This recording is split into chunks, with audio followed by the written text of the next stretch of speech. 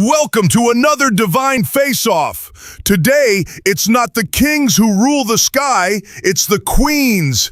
On one side, we have Hera, the Greek goddess of marriage, queen of Olympus, and the original Don't Mess With Me deity. And in the other corner, her Roman counterpart, Juno, guardian of women, patron of Rome, and a goddess who knows how to rule with both grace and thunder. Who would win in a mythological showdown? Let's find out. I am Hera, daughter of Cronus and Rhea, sister and wife of Zeus. My domain? Marriage, family, and the sacred bond that holds civilization together.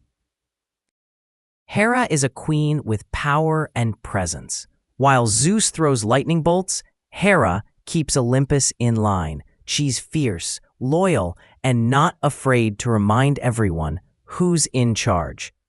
Of course, Hera's stories often involve her dealing with Zeus's wandering eye, and let's just say you do not want to be on the receiving end of her jealousy.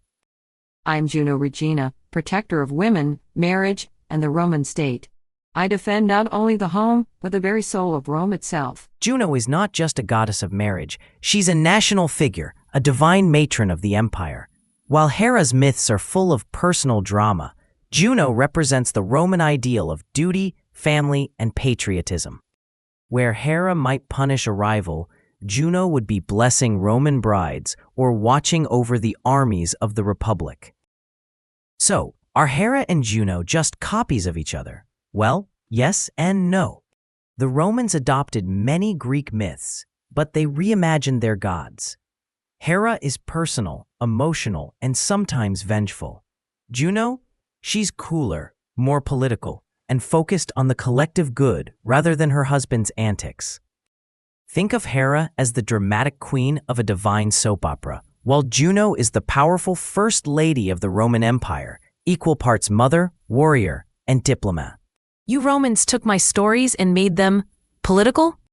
We prefer refined. While you were chasing Zeus's girlfriends, I was making Rome the greatest empire in history. Ouch. But to be fair, both queens know how to handle power.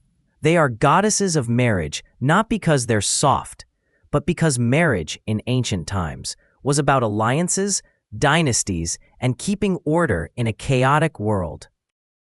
Hera taught the Greeks about loyalty, the sacredness of family, and the price of betrayal.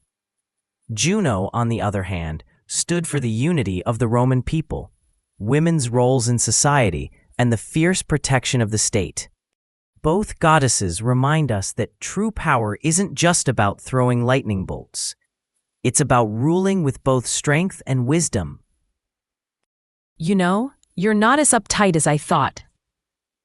But you are still as dramatic as the poets say. In the end, Hera and Juno are two sides of the same crown, one fierce and fiery, the other regal and reserved.